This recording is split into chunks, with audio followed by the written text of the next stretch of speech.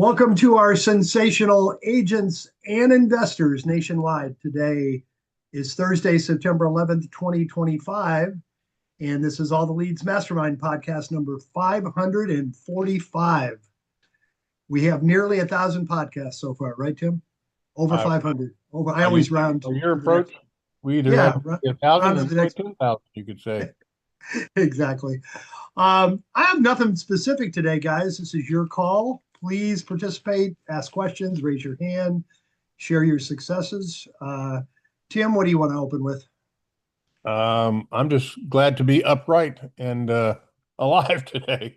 If you were on last week, I kind of got on and got off early because I wasn't feeling real great. And as it turned out, my not feeling great turned into I had COVID. I've been dealing with that for the last little bit. The only thing the good news is it was not a really virulent stream of COVID, and the only thing I'm left with is just being real tired. So I got rid of the congestion and all the rest of that. But no, I don't have a lot. I just remind everybody how to raise your hand and be heard, and you're here to learn. It'd be nice if we knew what you wanted to learn so we can cater to your needs. So if you'll raise your hand and ask us to tell you some good stuff, we will. I see Bruce is here, Jody's here. I'm sure our other coaches will be joining us shortly, but we've got some great minds here, and you guys have great minds. Let's share. Click on the little heart down below in the middle, and you'll see there's something that says raise hand. If you do that, a little hand will come up just like it did on mine, and you'll be called on. You'll be the next to be called on, and we'd like to hear from you. I would just ask that you not wait till the end of the call to do that, because we do try to be respectful of our time, and invariably we kind of get a bunch of people towards the very end who sort of realize, oh, I should have asked this, and they do. So jump in early. Let's let your voice be heard. Be a good day to do that. That's about all I have to say to start off with. Bruce, you got anything cooking with you, bud? I saw that you were being Mr. Karate the other day, or Jiu-Jitsu rather. Oh, yeah. I did a tournament on Saturday, and just wanted to see where I was, and I had a loss, so I'm not where I want to be, but that's okay. Uh, so every now and then we take our lumps, and I took a lump Saturday. What was the 12-year-old girl's name that beat you? What was her name? Mary.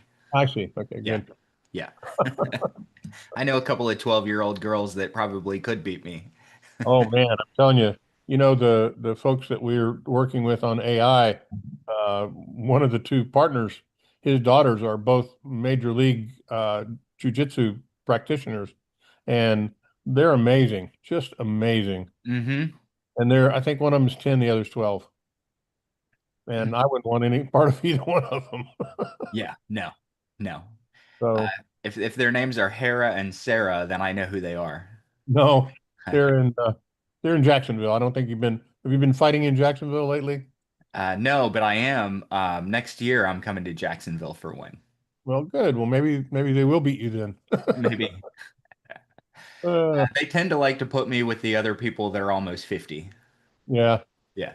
That's what at least you can win your age bracket, right? Yeah. I lost my age bracket Saturday, though.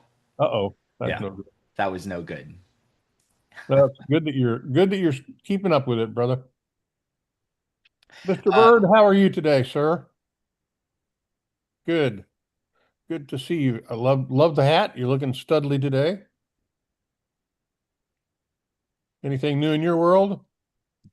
No, just an evolving market, just adapting, Yeah. innovating, overcoming. Indeed. Well, Hey, Bill, do you like the evolving market? Yes, because it's loaded with opportunities. You just need to look for the motivated seller, Yep. which probate, divorce, late pays all fit into that, right? Especially when you have the late pay, you can show them they could walk away with money or lose money. And then you add how much the foreclosure fees are going to be. Better to sell now. Mm-hmm.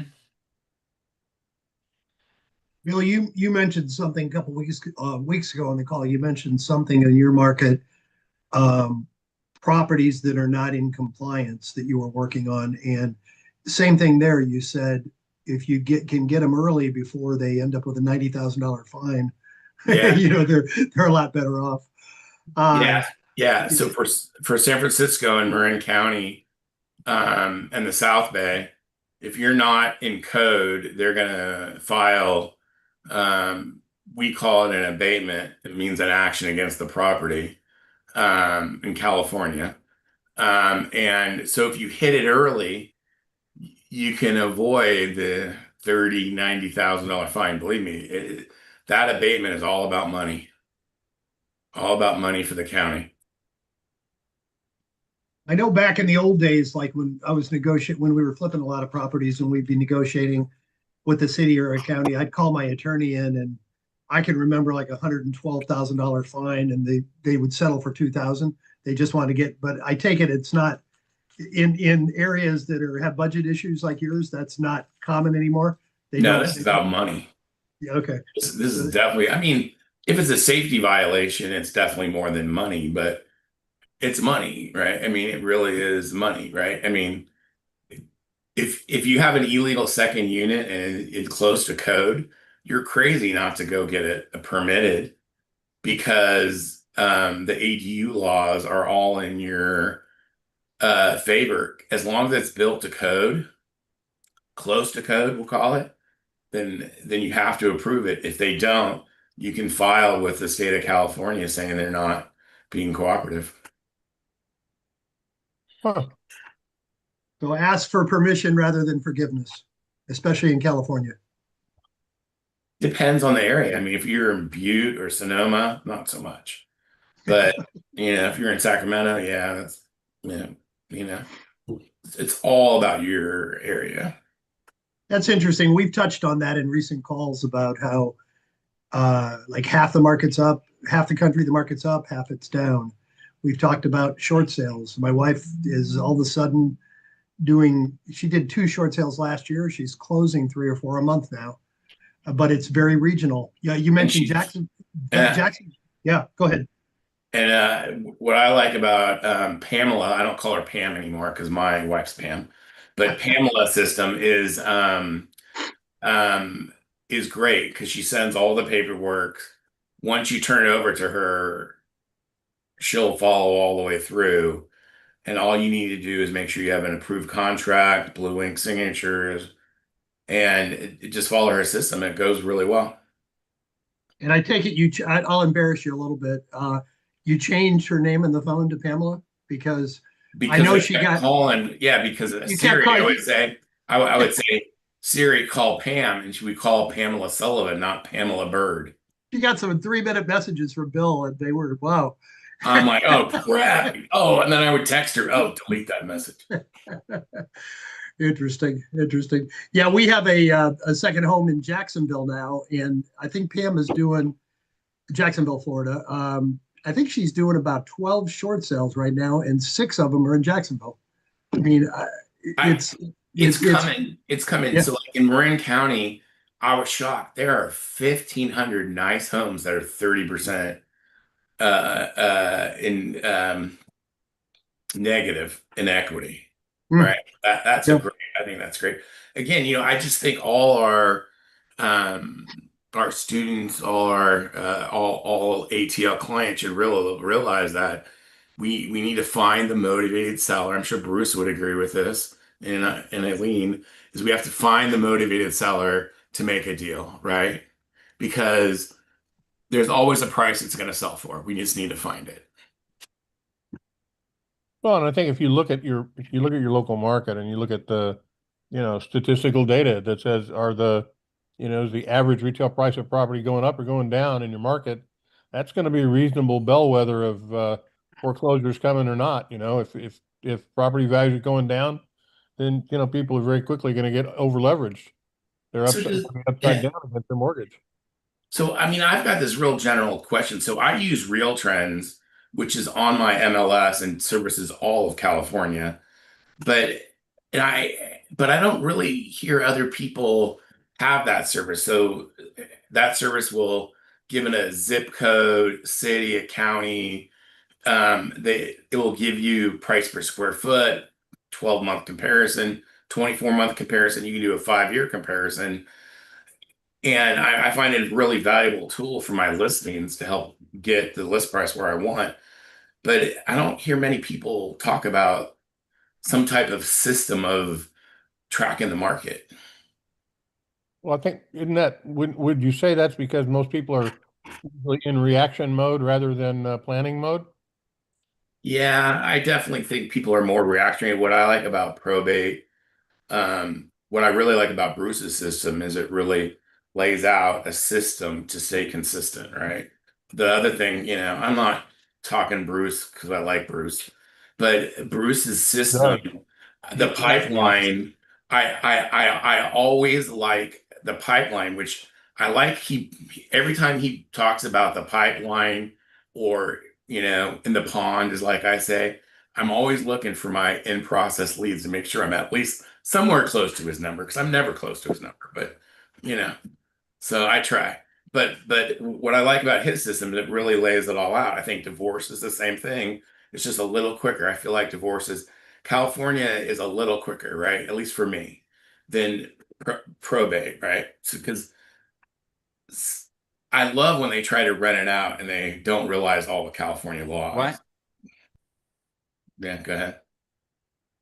You're I'll be muted, quiet. you're muted, Bruce. My bad, guys. Oh, you wanted to be muted. Yeah, I wanted to be muted. My wife came in and decided to talk to me on the way out the door, and I thought I was on mute.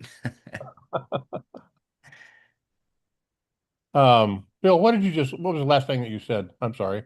I said I really like Bruce's system because it lays out a pipeline of where people are. Also, where are you in your communication with your client? I think a good CRM is really critical. Mhm. I really encourage you to look at Bruce's clients, and I'm not trying to sell his courses. I just like them. Um, I have my own systems. I don't do everything he does, but I definitely love learning that. And that's the thing I like about being a coach, is you learn something all the time. But I think the market that we're going into is you got to be aggressively looking for the have to sell or want to sell or have a need, not just the biggest thing that I'm finding is there's some people that are in their 70s that really move. The market's off 18%. That's no joke. They decide, well, what the hell? I can wait another year or two to move, right? As opposed to Hmm. the person that's on the late pay, has an abatement, is in foreclosure, or getting divorced. That's what I'm looking for. It's an interesting question I'll ask. I don't have an opinion, but it dawned on me the other day that we're beginning to see something happen in our country that's kind of, in some respects, at least to my knowledge, hadn't happened before. And I'm going to call it social relocation. There are people who are, and particularly younger people, I think, who are moving, relocating to places that they feel are better suited for themselves, their lifestyles, that sort of thing. They want to be, I don't know how to put it other than they're not moving based on economic issues, but more lifestyle and social issues. And um, there's some stuff going on in Florida, as an example. I read something the other day about, who's coming, who's going. And Florida continues to be a massive area for relocation for older people. They move to Florida, they move where it's warmer. I get that. But younger people are leaving and they're going elsewhere for what they perceive as better opportunities elsewhere. And so the article that I read, I was curious as to see whether this was going on in other places, and it is. There appears to be a move north in the country for younger people, and conversely, older people are moving south. And that's something that, at least from my perception historically, hasn't happened before. I don't know if anybody else has an opinion about that, but I think that's a phenomenon that's, it's a coming thing to some respect. Bruce, what do you think? Any thoughts about that? I mean, I think everybody's moving to Texas and North Carolina and Florida. That's for sure. But no, there's definitely a lot of moving around. which, I mean, I'm only going to tie it to probate. We're such a transient community that it makes it um, so easy for us to see more and more and more leads, probate records that aren't local, and and fortunately they can get in and out of cities a little faster, but they still need the flexibility to be able to do so, and so I think that it's just opening the door so often for us, so much more for us to be able to step in with assistance and guidance. When we understand a process and we know how to help someone through the process, not put a sign in the yard. Well, and I think the other thing that the same article pointed out was that um, people are looking to get into a less urban environment than a more urban environment. In other words, there used to be this great allure to want to, be in Miami, for example. You want to go to Florida, go to South Florida, where that's everything's happening down there, and all that. Now, you know this extremely well based on where you live. Land is becoming, the commodity. People want to find space. They want to farm. They want to, they have this imaginary thought that all of a sudden life's going to be better and they're going to Hmm. goats and life will be a wonderful thing. Um, and it is definitely kind of becoming a factor that raw land is uh, scarcer and scarcer, particularly in the markets that you just identified around you. It's gone up dramatically. Yeah, there's definitely a significant shift in home ownership and property ownership, and where population centers are kind of congregating. Small towns are growing. They're not quite as small as they were anymore. They're kind of discovered to a degree. To a degree. I mean, the cities are always going to carry a bigger growth, bigger swings, but the small towns are becoming more doable for people, and there's an allure. I mean, there's an allure to spend more time in those areas, and I think that that's a sentiment across the country for sure. Right. Right. And I'll just respond to this real quickly. Ty King on YouTube Live was just asked a question, said, how do you guys monitor the market? And he said he heard Bill talk about real trends, but what's the weekly process or system? I'll just comment it from my standpoint, and then, you guys can certainly chime in as well. But the one thing that I try to do because of what we do for a living is I literally just read a lot. I literally I I subscribe to information sources that I respect, that I believe are non-biased and factual.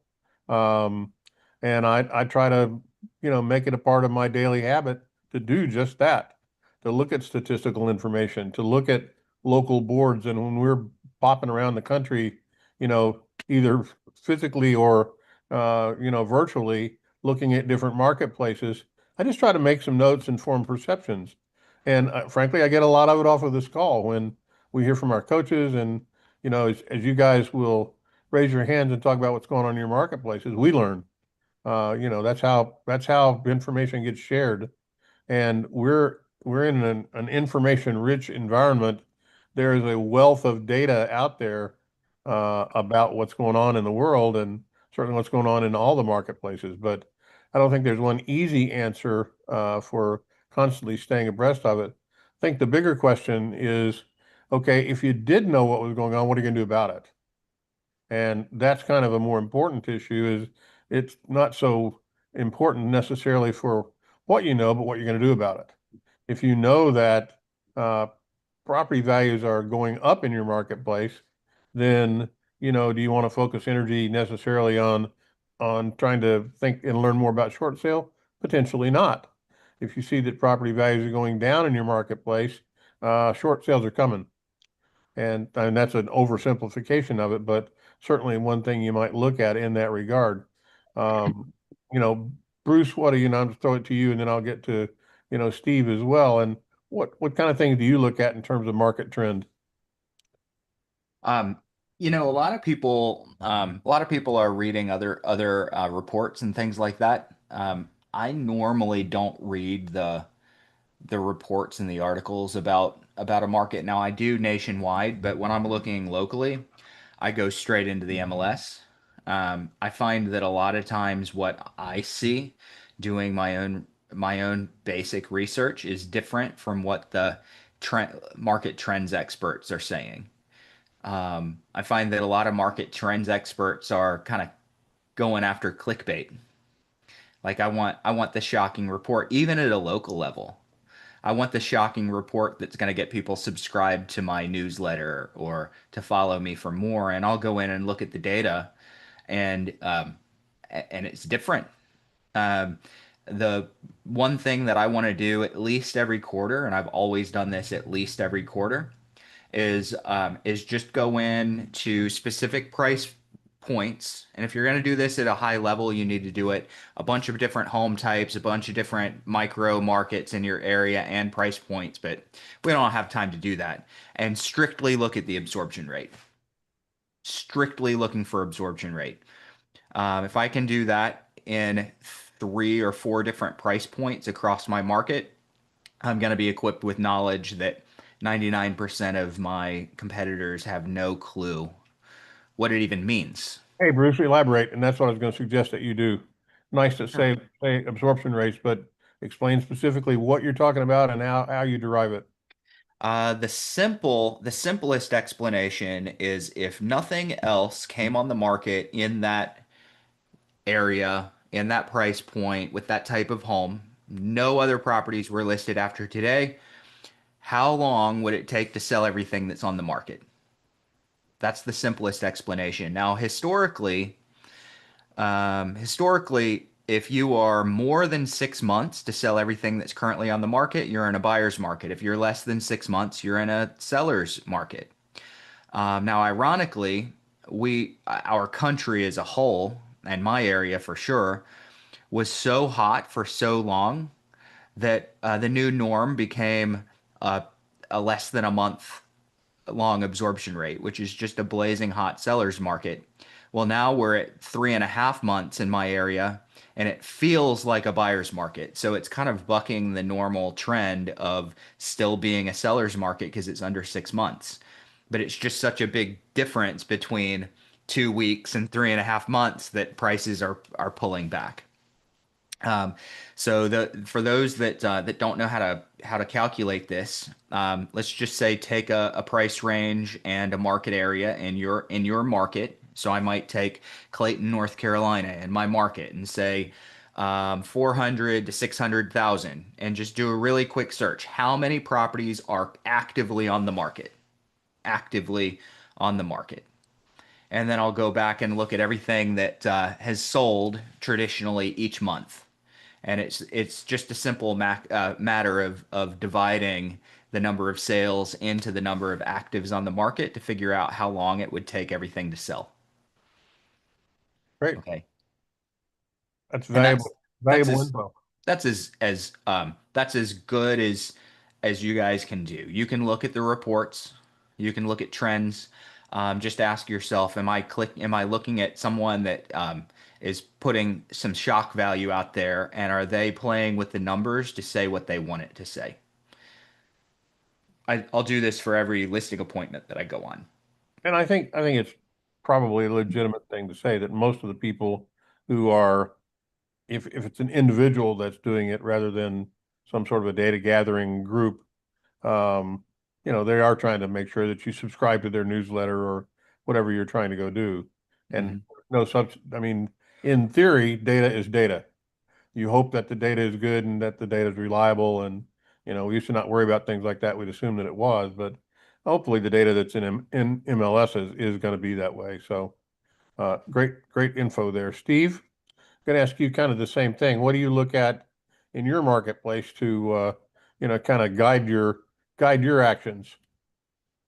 So I got a buddy of mine who's a realtor, and a lot of the homes they're listable, and he lists them. They don't have a listing agent. He also provides me with data. And here in central Pennsylvania, it's a seller's market.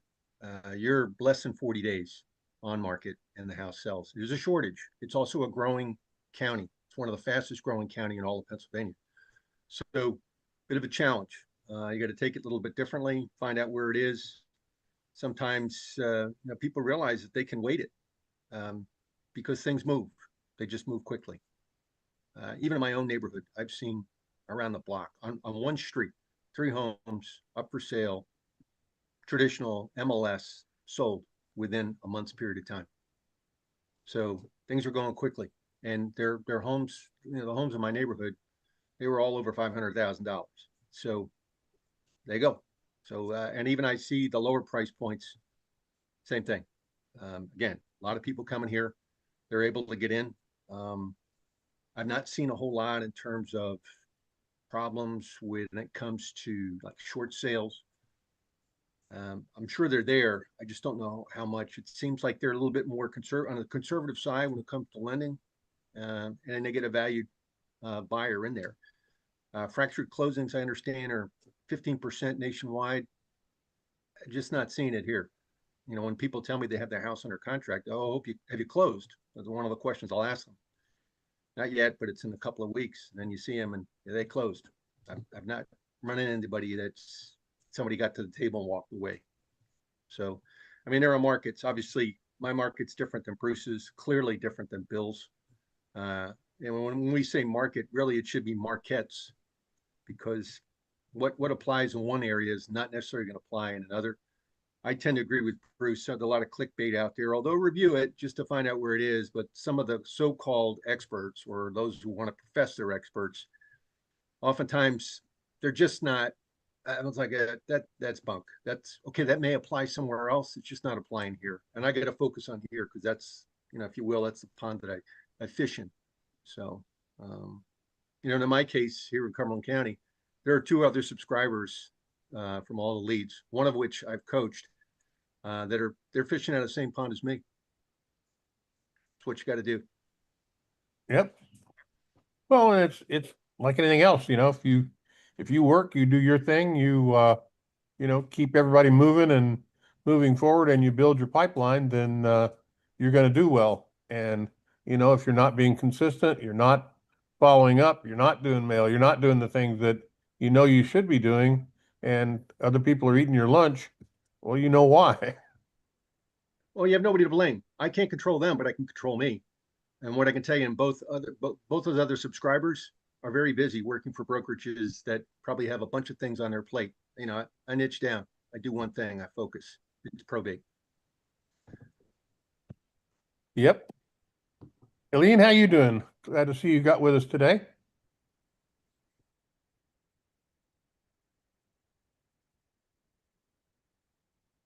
Oops, there we go. Thank you. Great to see everyone. How are you today? Everything good? I'm doing great. Yes. Busy till just this moment. So sorry, excuse me for being late. Great to see everyone. Please refresh me what the question was. Oh, we were just talking about what you use to kind of track your market so that you react accordingly when you're considering property, when you're talking to people and all that. Where are you getting your data? What's going in your head as you arm yourself? Yeah. Oh, that's great. I love that. So the thing I keep reminding myself while I talk to people and while just being out there, I think kind of just as a realtor or an investor and being in the market, you really have a pulse because you're in it every single day, and being that trusted resource. But mostly what I would say is really managing expectations. And if I'm answering the question correctly, I'm really, when communicating with people and talking about the market and how it changes ever so slowly and slightly, and then sometimes it seems like all of a sudden, but it really isn't. It's really just speaking to sellers and managing their expectations, letting them understand that this is what's going on right now, keeping them informed consistently, and that good communication. So I'm not sure if I'm answering your question in terms of if that's Yeah, you were. I'll a follow-up question to that. In your marketplace right now, would you assume that you're in a seller's market or buyer's market right now? Oh, definitely a buyer's market. Inventory is very hard, very high, very high inventory, and much more, and prices are still high. So that's where the managing the expectations are, right? We're not in COVID, we're not in an inflated market. A lot of buyers out there, so we have to adjust the price to be able to be the cereal box that they pick out of the aisle.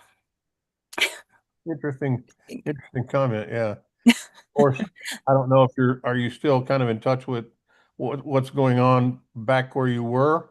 What was the market like back where you just moved from? Yes, so the market is definitely getting slower there. It's not as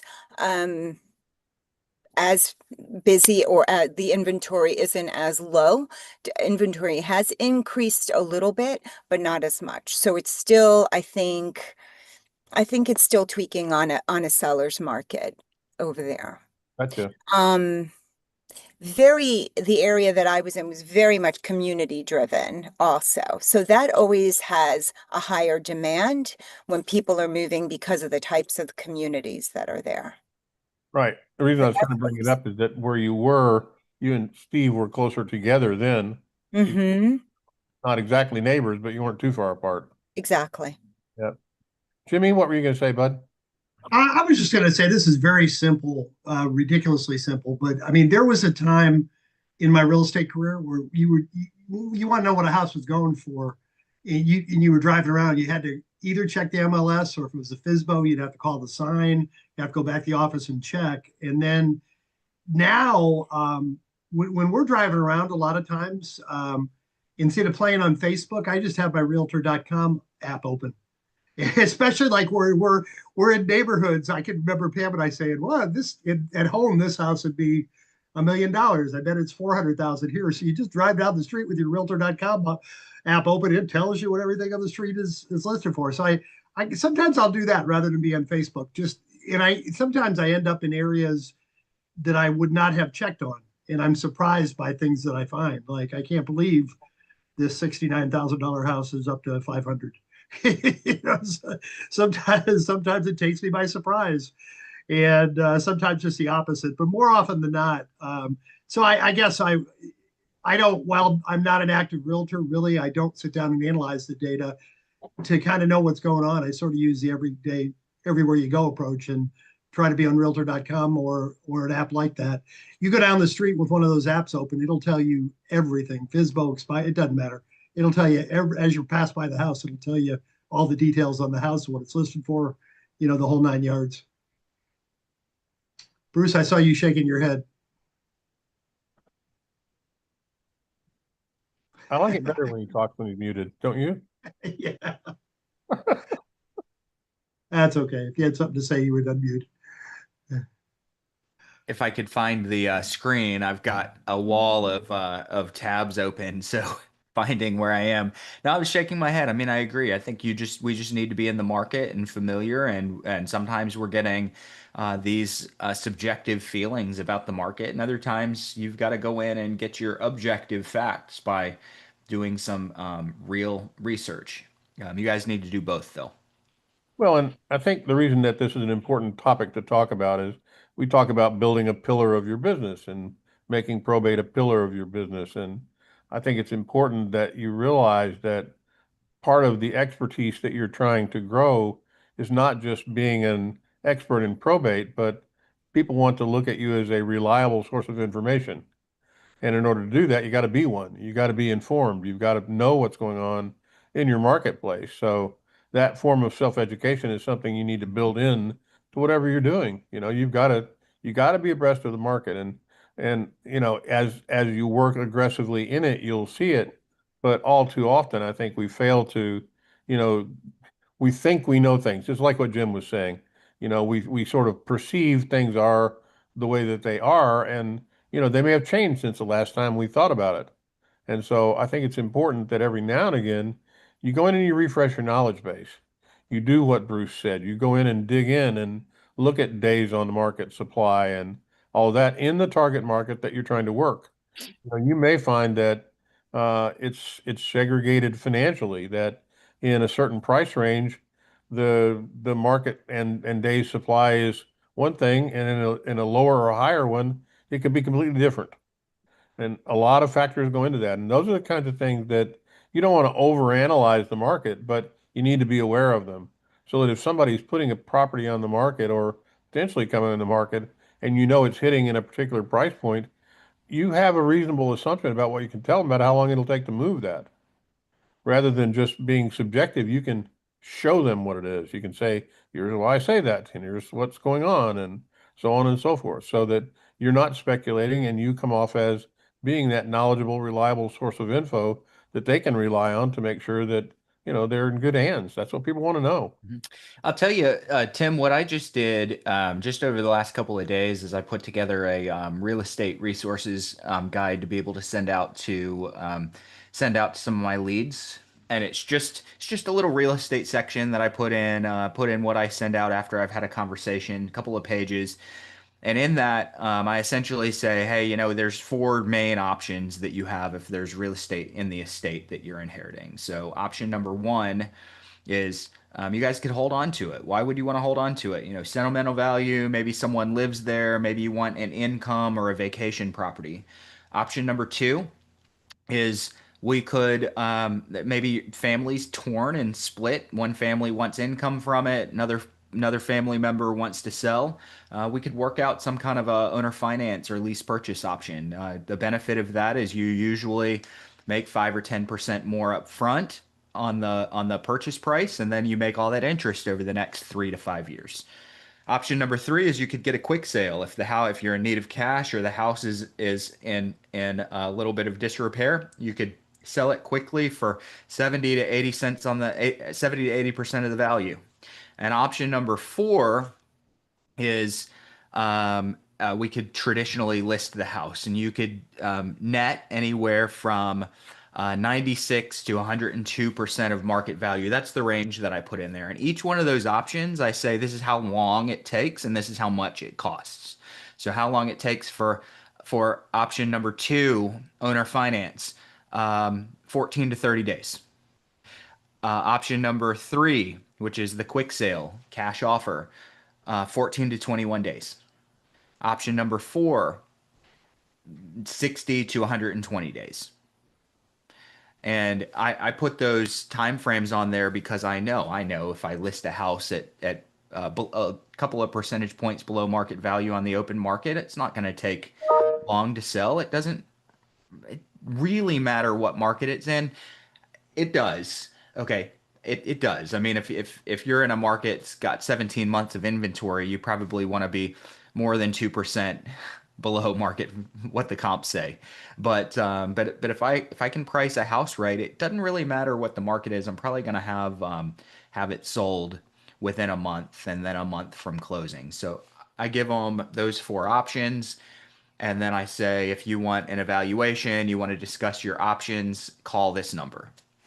So I like giving people each of those options along with time frames, what they can expect, and ultimately why they would want to pursue that route. Why would they want to keep the house? I tell them, you want to keep the house because a family member wants to live in there. You want a vacation home. You want an income producing property, anything like that. And I found that it really goes a long way for me to tell them, look, I can help with that too. Obviously, I'd prefer they not keep the house, but it goes a long way to tell them I can help with that too. Well, it's a long game, it's not a short game. That's the one thing that you got to realize about being a pillar in anything. It's not a short cycle process. It's a long game. You've got to build momentum. You got to build a pipeline. You got to have stuff that's coming to you. It's not going to be, all right, this week I'm going to I'm going to get some business out of probate.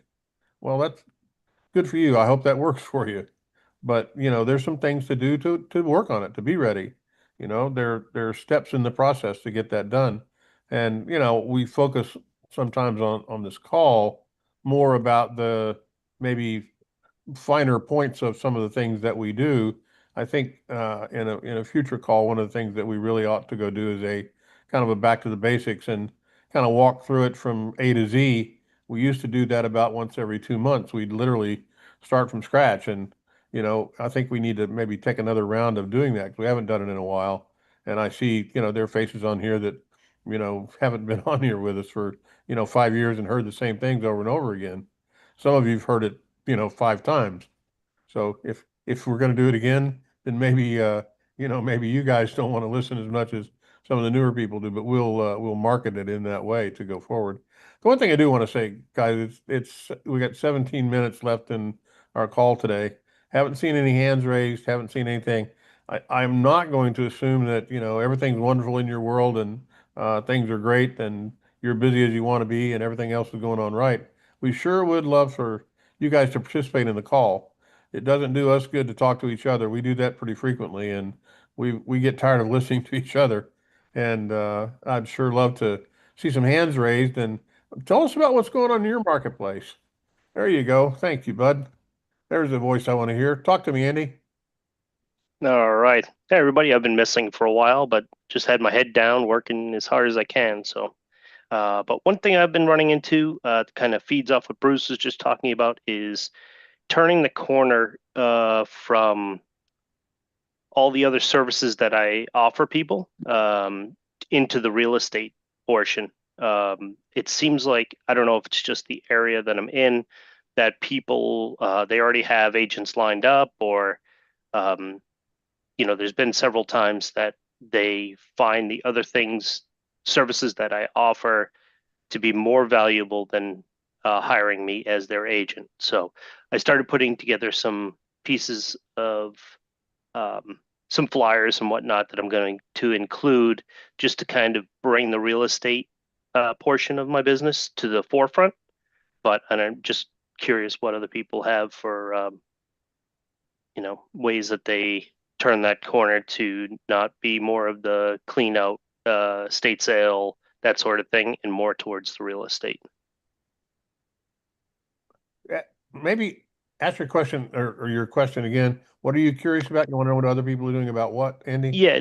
So I open the call and tell people all the different services I offer, and, finish it off with something talking about listing the home for sale, or, whatever it is, however the conversation goes. But I'd say something like, I can provide, several options, and also all the way up and through listing the home for sale. And then when I send them material, they see more of the other services. They don't latch on to the real estate selling portion of it. You say that they don't, when they get it, they only look at your services rather than the fact that you're offering to perform realtor services? Right, correct. Mm-hmm. And why do you think that is? I think part of it is I don't have enough information in the packets that I send out around the real estate portion of things. That'd be my guess. I definitely want to hear from other people, but let me ask you a question. Do you, in any of the things that you're sending out, do you have any testimonials in there? I don't. So one clear way to delineate yourself in regard to the realtor services that you're offering would be to have a couple of testimonials of people that you've helped. So, not to put words in your client's mouth, but, Andy helped us at a time where, we were going through a problem with my mother's passing, and he was able to not only help us move through getting the house ready for sale, but provided excellent services, and we ended up selling the house for more than we expected to get, that kind of thing. Those are the kinds of things that'll draw that out without you having to necessarily be bragging about, the fact that, oh, I'm a great realtor. Let your clients do the work for you and let them answer the questions.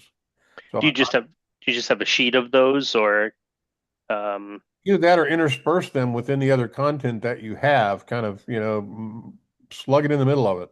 Yeah. Basically the testimonials. And it could be that, some of the testimonials are about, the stumbling block we had was cleaning out the estate of my uncle. There were a lot of things in there that meant a lot to him and all that sort of thing. And, Andy was able to help us get through that process painlessly and, that kind of thing. But I'd stick them in it, not make it a particular section for it, but maybe more, as it goes forward, more all the way through it, kind of. got it. Thanks. I think that you need to add a specific real estate category into the material that you send out. And more importantly, you need to do a better job before you send the material, especially if there's a conversation before you send anything. You need to do a better job of turning the conversation toward real estate and getting them to vocalize what may happen. Even if they vocalize, we haven't decided yet. At least now you know that there's a house that will have a decision at some point.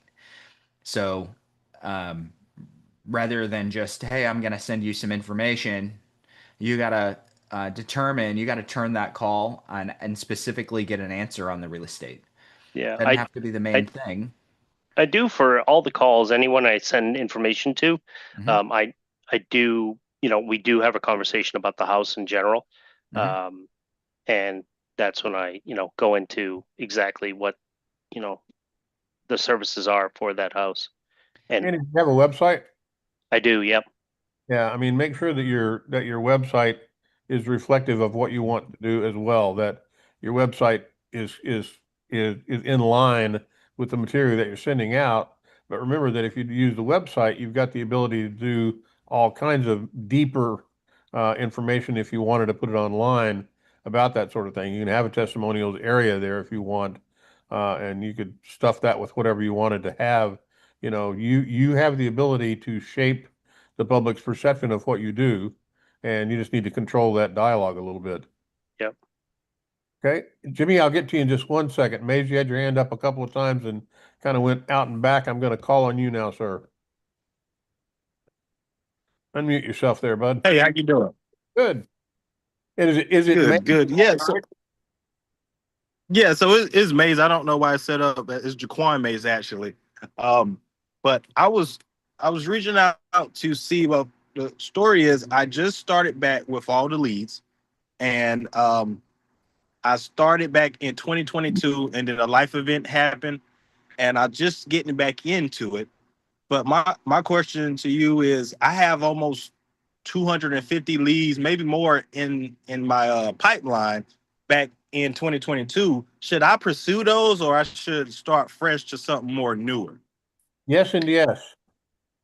The answer is yes to both of Okay. those, my friend. The one thing that Jim is probably the best proponent in the world of is telling you that probate leads season pretty well. I'm sure that you'll find if you went back in and looked at leads from 2022, that you'll find that there are several of them that nothing's happened to that property that was in those leads. And so you nothing to be lost by reaching out to those people and at least take a shot at them. It's if you don't, you know for sure you're never going to sell anything to them, right? Right. And you paid for them. So if you didn't take advantage of them back then, take advantage of them now. But now, you need to certainly refresh your supply and keep your pipeline open so you can start growing and building. A lot's changed since 2022. We offer a lot more. You need to get your website going, get your mailing going, and rock and roll. And that's kind of how you get started back in that. But welcome back, my friend. Good to see you. Thank you. Thank you. Maze, I'd like to just quickly add that for sure I would definitely recommend starting with the newer leads first and then working your way back before following, to the older leads. I actually recently got a call from somebody that I had prospected 3 years ago. So old leads, people don't always sell right away. They're not always ready to do something right away. There are times where they hold on to the property and then years later they're ready. Indeed. Yeah. Never throw them away unless the email doesn't work, the phone number doesn't work, and the address doesn't work. Because I have made a lot of money from 5-year-old leads. My pond always feeds me every year. Yeah. And we never know when, God, hopefully never, but when a COVID hits and then we can't get into the courts, we can't do anything, and you're going to be digging into old leads and needing to go back to some historics. So, Hey, Maze, how many old leads do you have total? where did he go? He muted himself. He said 250, but Jaquan, go ahead and unmute yourself. And I want to know, of those 250, if they were people that you'd already had a conversation with before, or if they were old kind of stacked up filings. So like I said, I got out of it kind of real fast. Like I said, I had a life event happen, and so I just stopped cold turkey. And so I believe I probably contacted like one or two. Got it. And to answer the question, how many I have, waiting for it to load up.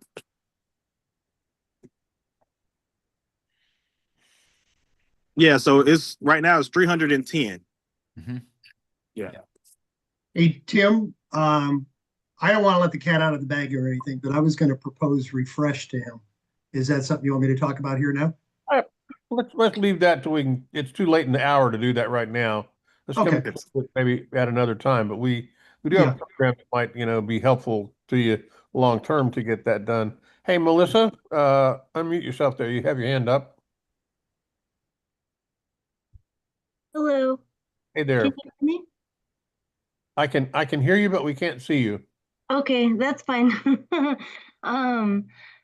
My question was real quick about the pre-foreclosures. Once they've gone to auction already, what would be the follow-up on that? Should I just, at that point, they're like a lost cause, they're the bank's possession now, or somebody who bought them at auction, or? Melissa, if I could clarify, you're not talking about our late mortgage leads, right? You're talking about pre-foreclosures? Right, because I'm focusing on people that before they go to auction, I'm trying to help them get that extra 45 days and list the home to do either a short sale or traditional or however they want to do it. Or if they, like one of the gentlemen mentioned, if they decide to keep their home, I'll be happy to help them with that as well. And if they, can get it settled within the 45 period, then we no longer need to list it anymore and they keep it. And that's fine. I'm happy for them. Have you looked at our late mortgage product? That's kind of the purpose of that. Are you familiar with it? I am not. I've asked my broker. She does or has done probate with you guys. But okay, and I know we're running out of time, but and somebody may have an opinion once it goes to foreclosure, but the problem with it, wait, no, it goes to foreclosure, is a herd of locusts prey on the people. Their phone rings, the door knocks, they're getting bombarded with people, looking to help them, and they kind of go into hiding. The beauty of our late mortgage leads, these are people that are 2 or 3 months to 8 or 9 months behind on their payments, but they're not in foreclosure yet. So it's much less competition, and you have time to offer them multiple solutions. And that might, if it was me, I would look at that product before I'd work pre-foreclosures. That's my opinion. If you're not familiar, just let us know. Someone will call and explain it to you. Okay, that would be great. Yeah, right now I'm using RPR. It's part of the California real estate system that we have, and I'm looking at the off-market ones that are, the red or whatever, the ones that are, what I'm talking about, the Sure. Pre-foreclosures. I look specifically for not foreclosures, but I look for pre-foreclosures, and there's over 250 in Orange County. Well, our late mortgage are pre-foreclosures. You're going to have a lot more of them, but we're going to get them earlier. So are you a subscriber, Miranda? Or Melissa? Melissa, yes, I am not currently myself. Okay, you're probably in our system.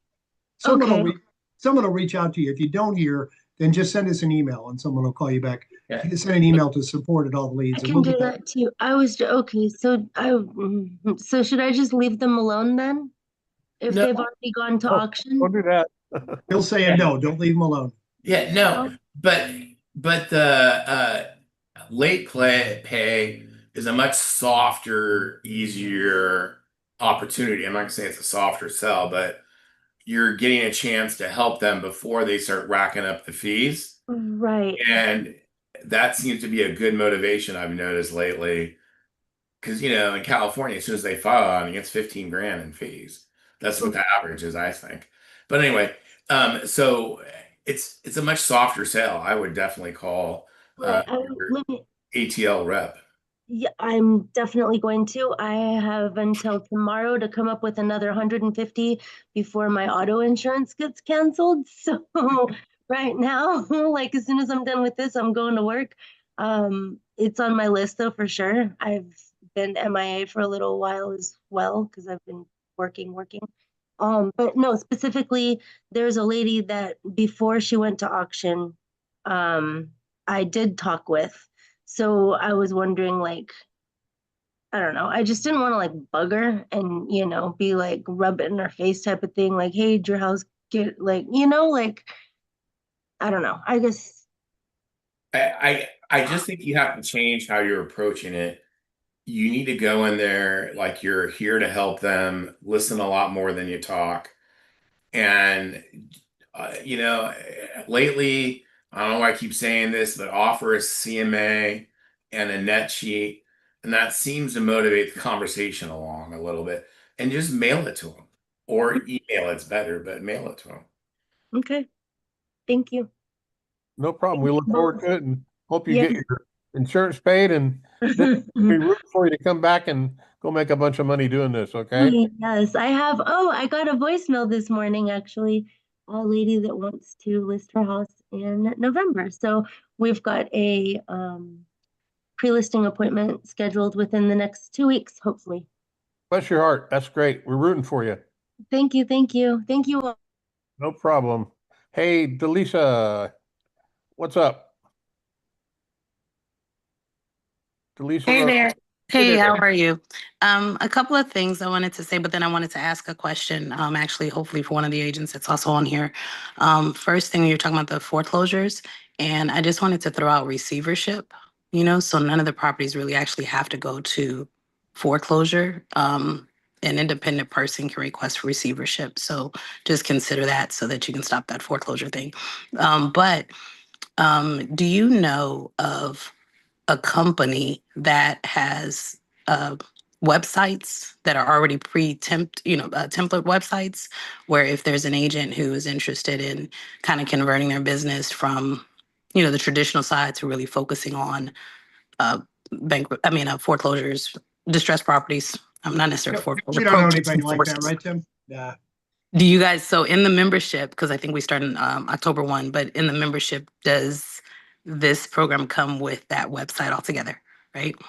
We definitely offer a website. It's not free because nothing in the world is free that's valuable, unfortunately, these days. Time is money, but it's worth it.